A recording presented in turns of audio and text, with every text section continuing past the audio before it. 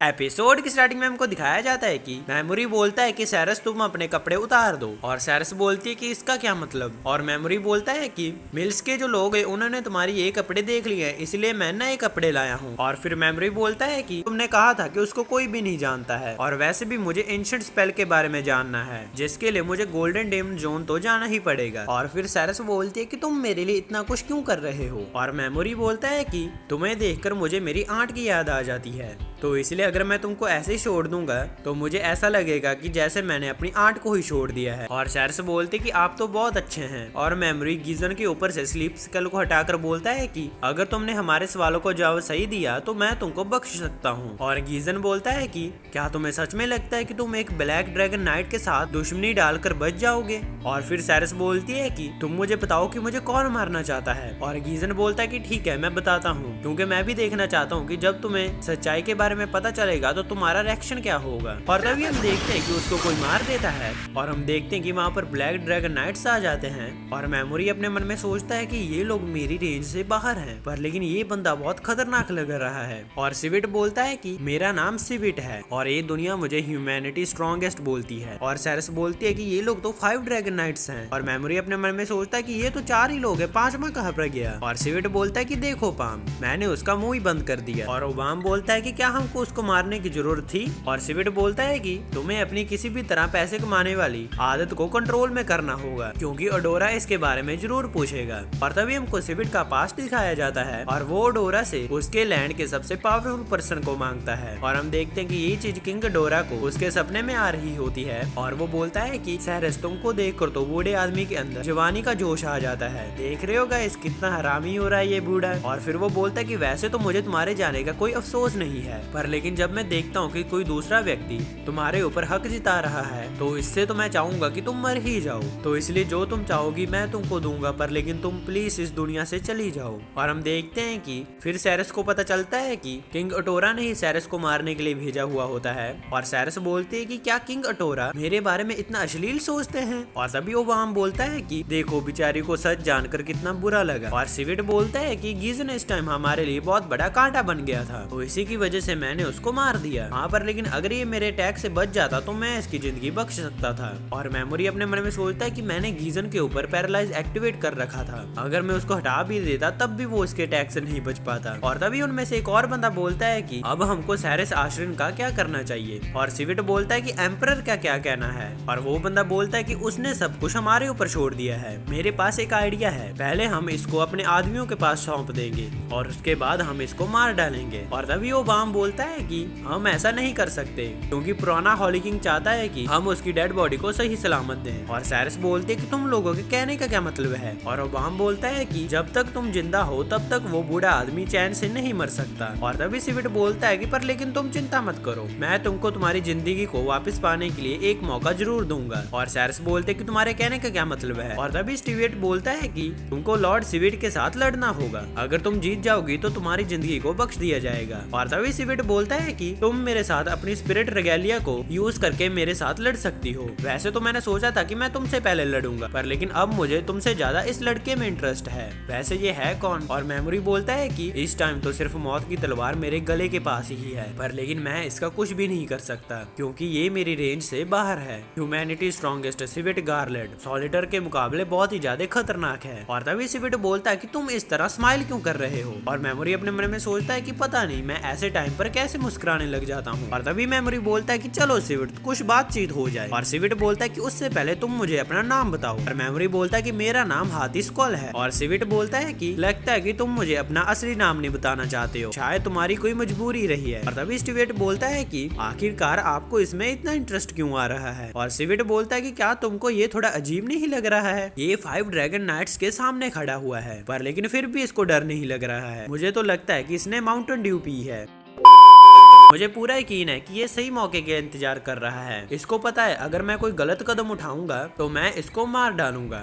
पर लेकिन फिर भी ये इस तरह से स्माइल कर रहा है और मुझसे बात करना चाहता है। और मेमोरी अपने मन में सोचता है कि इसकी ऑब्जर्वेशन तो बहुत अच्छी है, पर लेकिन मुझे कोई भी जल्दबाजी नहीं करनी है। अगर मैंने कोई गलती की तो सब कुछ एक ही झटके में खत्म हो जाएगा। और मेमोरी बोलता है कि मेरे पास एक क्वेश्चन है, क्या तुम कोई ऐसे दुश्मन को ढूंढ रहे हो जो तुम्हें लड़ाई में सेटिस्फाई कर सके? और सिविट बोलता कि हाँ तुम सही बोल रहे हो। और मेमोरी बोलता कि पर लेकिन तुम मुझे ये बताओ, अगर तुम ताकतवर बंदे कोई ढूंढ रहे हो तो वैसे तो यहाँ पर बहुत सारे हैं, जैसे कि एलियन की गॉडेस को ही ले लो। और सिविट बोलता है कि बैंकोस एम्पायर एलियन के रिलेशंस बहुत अच्छे हैं, तो इसलिए हम उनके ऊपर अटैक नहीं कर सकते हैं, पर लेकिन गॉडेस के द्वारा दूसरी दुनिया के हीरो के साथ लड़ने में बहुत ज्यादा एक्साइटेड हो। हीरो धीरे धीरे स्ट्रॉन्ग हो रहे हैं और मुझे पूरा यकीन है जब वो स्ट्रॉन्ग हो जाएंगे वो लोग मेरे साथ लड़ने के काबिल हो जाएंगे। और मेमोरी अपने मन में सोचता है कि सिविट सिर्फ अपने गर्व के लिए जीता है और उसे तो बस किसी ताकतवर बंदे के साथ लड़ना है। और सिविट बोलता है कि सैरस आशरिन, अब मेरा तुम्हारे साथ लड़ने का कोई इरादा नहीं है, तो चलो कम से कम तुम अपना सर ही दे दो ताकि मैं उसे निया के प्रिंसेस कैटिलिया के सामने जाकर रख सकूं। और सैरस बोलते कि तुम ऐसा नहीं कर सकते। और सिविट बोलता कि तुम चुप कर जाओ कमजोर लड़की, ऐसे भी तुमको पता है वाकवास ने अपनी पॉलिसीज को चेंज करके निया किंगडम के ऊपर क्यों अटैक किया? ये सब कुछ तुम्हारी ही वजह से हुआ है। नेहा पर अटैक इसीलिए हुआ है क्योंकि पुराने हॉली किंग ने तुम्हें गॉडेस को देने के लिए मना कर दिया था। वैसे तो मैं उससे ही लड़ना पसंद करता हूँ जो मुझे मारने की काबिलियत रखता है, पर लेकिन तुम उतनी ताकतवर नहीं हो, तो इसलिए चलो मेरे साथ। और मेमोरी अपने मन में सोचता है कि अब मुझे यहाँ से निकलने का रास्ता मिल चुका है। और मेमोरी बोलता है कि सिविट तुमको जिससे खतरा होगा तुम उसके साथ लड़ोगे ना? और सिविट बोलता कि हाँ तुमने बिल्कुल सही कहा, ठीक है चलो फिर मैं तुम्हारे साथ लड़ूंगा। तुमने कहा था ना हीरोस ब्लेसिंग की पावर से स्ट्रॉन्ग हो रहे हैं, तो चलो मैं तुमको बता दूं मेरा असली नाम टोका मेमोरी है और मैं दूसरी दुनिया से आया हुआ हीरो हूँ। और हम देखते हैं कि ये चीज सुनकर सभी लोग हैरान हो जाते हैं। और सिविट बोलता कि अब मुझे समझ में आया कि तुम्हारे पास से इतनी स्ट्रेंज फीलिंग क्यों आ रही थी, लेकिन आखिरकार तुम यहाँ पर क्या कर रहे हो? और मेमोरी अपने मन में सोचता है कि ये झूठ को पहचान सकता है, इसलिए मैं इसके सामने कोई भी झूठी कहानी नहीं रख सकता। और मेमोरी बोलता कि मैं बुलाए हुए हीरो से थोड़ा अलग, जिस वजह से मैं यहाँ पर अकेले ही काम कर रहा हूँ और ये मुझे गॉडेस नहीं करने के लिए बोला है। और मेमोरी अपने मन में सोचता है कि मैंने जो कुछ भी कहा वो झूठ नहीं था, ये इस पर ही डिपेंड करता है कि ये इसे कैसे लेता है। और सिविट बोलता है कि आखिरकार तुम दूसरों से अलग यहाँ पर क्या कर रहे? और मेमोरी बोलता है कि मैं बाकी सबसे अलग रैंक पर हूँ जिसकी वजह से मैं यहाँ पर हूँ। और सिविट बोलता है कि इसका मतलब गॉडेस तुमको स्पेशल मानती है। और मेमोरी बोलता है कि हाँ तुमने सही कहा, क्योंकि गॉडेस के हिसाब से मैं एक ऐसा हीरो हूँ जो कि सबसे अलग है। और सिविट बोलता है कि ये तो बहुत इंटरेस्टिंग बात है, तो चलो तुम मुझे ये बताओ दूसरी दुनिया से आए हुए हीरो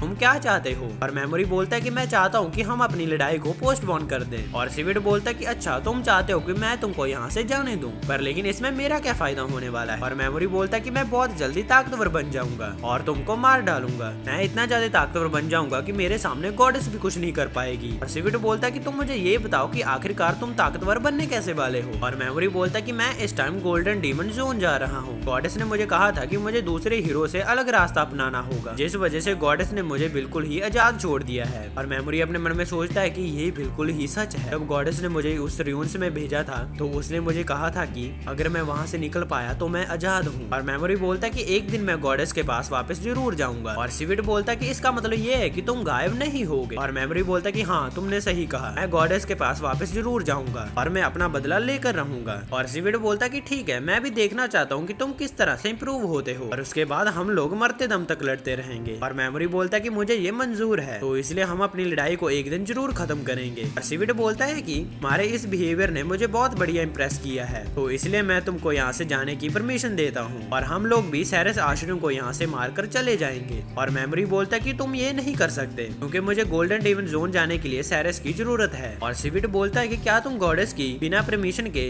इसको अपने साथ लेकर जाना चाहते हो? और मेमोरी बोलता है कि इससे कोई फर्क नहीं पड़ता क्योंकि मैं सैरस का यूज करके ताकतवर बनना चाहता हूँ। और सिविट बोलता है कि ठीक है मेमोरी, तुम्हारे लिए मैं इसकी भी जान बख्श दूंगा। और तभी ओवाम बोलता है कि ये तुम क्या कर रहे हो सिविट? और सिविट बोलता है कि मेमोरी ने कहा है उसको ताकतवर बनने के लिए उसकी हेल्प चाहिए, तो इसलिए मेरी और मेमोरी की लड़ाई होने के बाद हम इस लड़की को मार डालेंगे। और तभी ओवाम बोलता है कि अगर ये शुभ गई तो हम क्या करेंगे? और सिविट बोलता है कि चुप कर जाओ वरना मैं तुमको मार डालूंगा। और सिविट बोलता है कि ग्रीम रेटर को भी इसके बारे में बता देना। चलो फिर ठीक है मेमोरी, देखते हैं जब हम दोबारा मिलेंगे तब क्या होगा। और हम देखते हैं कि वो लोग उड़कर जाने लगते हैं। और मेमोरी अपने मन में सोचता है कि आखिरकार मैंने इनको हमको छोड़ने के लिए मना ही लिया, अब तो मैं जीत चुका हूँ, अब ये लोग मेरी रेंज के अंदर आ चुके हैं। और हम देखते हैं कि मेमोरी उनके ऊपर पैरालाइज स्किल को एक्टिवेट कर देता है तभी हम देखते हैं कि सिविट इस चीज को रियलाइज कर लेता है और हम देखते हैं कि वो तो कुछ भी नहीं कर पाता है। और मेमोरी बोलता है कि मुझे पता ही था कि तुमको इस चीज के बारे में पता चल ही जाएगा, पर लेकिन मुझे माफ कर देना, मैं इतने टाइम तक तुम लोगों के साथ इन्वॉल्व नहीं हो सकता। और मेमोरी बोलता है कि ये कोई अच्छी कहानी नहीं है सिविट, बल्कि ये मेरी रिवेंज की कहानी है। ब्लैक ड्रैगन नाइट इस टाइम रिस्क है, इसलिए मैं तुम लोगों को यहीं पर ही मार रहा हूँ। और तभी सिविट बोलने की ट्राई करता है और हम देखते हैं कि वो तो बहुत मुश्किल से ही बोल पा रहा होता है और वो बोलता है कि ये तुम क्या करने वाले हो।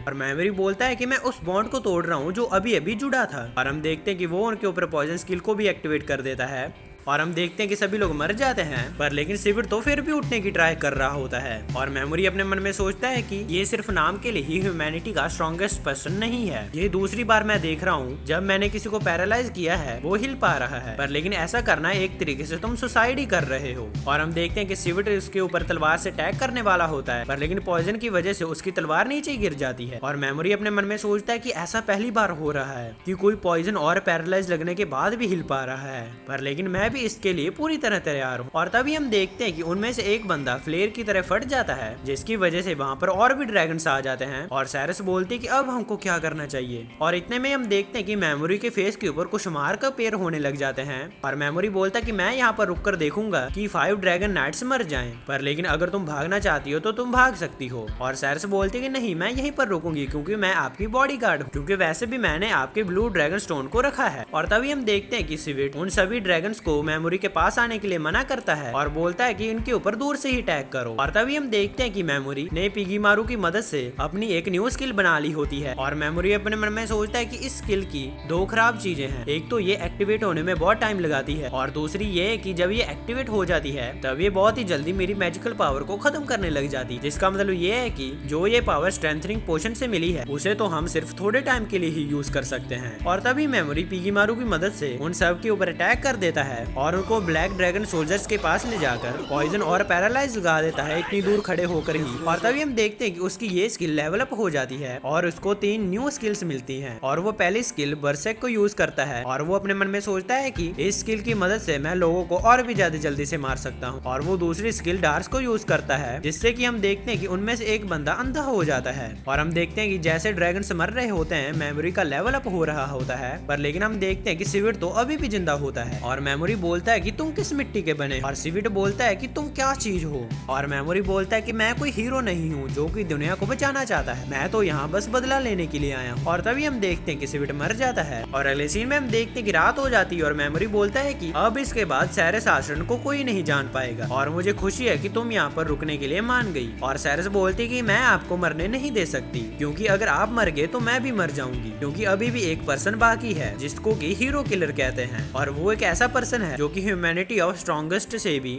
ज्यादा ताकतवर बनेगा और वो अब हमें पागलों की तरह ढूंढेगा। और मेमोरी बोलता है कि जिन 4 ड्रैगन्स पर ये लोग बैठे हुए थे वो बाकी ड्रैगन से बहुत ज्यादा अलग थे। और सैरस बोलती कि हाँ, आपने बिल्कुल सही कहा। और मेमोरी बोलता है कि इसका मतलब ये है कि मैंने हीरो किलर को पहले ही मार दिया है। और सैरस बोलती कि इसका मतलब ये है कि आपने तो हीरो किलर को भी बहुत आसानी से मार दिया। और मेमोरी बोलता है कि हाँ, तुमने सही कहा। और तभी सीन शिफ्ट होता है, हमको दिखाया जाता है कि मेमोरी के क्लासमेट अपना लेवल अप करने के लिए रूइंस के बाहर इंतजार कर रहे होते हैं। और सुगो अपने मन में सोचती है कि मैंने अपनी यूनिक स्किल को यूज करना नहीं सीखा है। और इतने में वहाँ पर एक लड़की आ जाती है और वो बोलती है कि मैं यहाँ पर गॉडेस विक्सिस की तरफ से आई, वो कुछ दिन बिजी रहेंगी तो इसलिए उनकी जगह अब मैं तुम्हारे ऊपर नजर रखूंगी। और तभी ओयामाडा बोलता है कि ये तुम क्या बोल रही हो, क्या तुम हमसे ताकतवर भी हो। और वो लड़की बोलती है कि अगर आपको मेरे ऊपर शक है तो तुम परख क्यों नहीं लेते। और तभी हम देखते हैं कि वो ओयामाडा को एक ही झटके में बेहोश कर देती है और वो लड़की बोलती है अब हम कैपिटल में अंदर जा रहे हैं। और तभी सीन शिफ्ट होता है, हम देखते हैं कि मेमोरी सैरस को अपनी और गॉडेस की दुश्मनी के बारे में बता देता है। और मेमोरी बोलता है कि अब मैं उसे बदला लेना चाहता हूँ, तो इसलिए जो भी अब मेरे रास्ते में आएगा मैं उसको बिना झिझक मार डालूंगा। और सैरस बोलती कि आजकल तो मुझे भी गॉडेस ऑफ एलियन के तरीके थोड़े पसंद नहीं आते हैं, तो इसलिए तुम मेरी पावर को अपने बदले के लिए इस्तेमाल कर सकते हो। और मेमोरी बोलता है कि ये लड़ाई मेरी है, इसलिए मुझे नहीं लगता कि तुमको इस लड़ाई में अंदर आना चाहिए। और सैरस बोलती कि आपने मुझे बचाने के लिए अपनी जान दांव पर लगा दी थी, तो इसलिए मैं उसका कर्ज जरूर उतारूंगी। करूंगी, तो इसलिए आपको जैसे लगे आप मेरा इस्तेमाल वैसे ही कर सकते हो। और मेमोरी बोलता है कि ठीक है, अगर तुम यही चाहती हो तो मुझे इससे कोई प्रॉब्लम नहीं है, तो क्या मैं तुम्हारी पावर्स के ऊपर भरोसा कर सकता हूँ। और सैरस बोलते कि आप जो भी चाहो मैं वो कर सकती हूँ। और मेमोरी बोलता है कि इसके लिए थैंक यू सैरस, एक दिन मैं तुम्हारे फेवर को जरूर लौटाऊंगा। और तभी सीन शूट होता हम देखते हैं कि वो लड़की गॉडेस को सारी इन्फॉर्मेशन दे रही होती है और गॉडेस उससे बहुत ही ज्यादा खुश होती है। और गॉडेस बोलते कि क्या हुआ नयनतन, आज तुम्हारा मुंह क्यों नहीं चल रहा है। और नयनतन बोलते कि मुझे माफ करना। और हम देखते कि वो उसका पैर चाटने लग जाती है। और गॉडेस बोलते कि अपनी लॉयल्टी को प्रूव करने के लिए थैंक यू। अब वो टाइम बहुत ही नजदीक है जब ग्रेट डीमन एम्परर और हीरोज आपस में लड़ेंगे। और इसी के साथ हमारा ये एपिसोड खत्म हो जाता है। ऐसे अगर आपको वीडियो थोड़ी सी भी डिजर्विंग लगी हो तो प्लीज लाइक और सब्सक्राइब जरूर कर लेना, क्योंकि हमको इस महीने के एंड तक 600 सब्सक्राइबर कंप्लीट करने हैं। वीडियो पसंद है तो वीडियो को लाइक और चैनल को सब्सक्राइब कर जरूर जाना। मैं जा रहा हूँ, आप अपना जरूर ध्यान रखना। मैं मिलता हूँ आपको नेक्स्ट वीडियो में। Thanks for watching.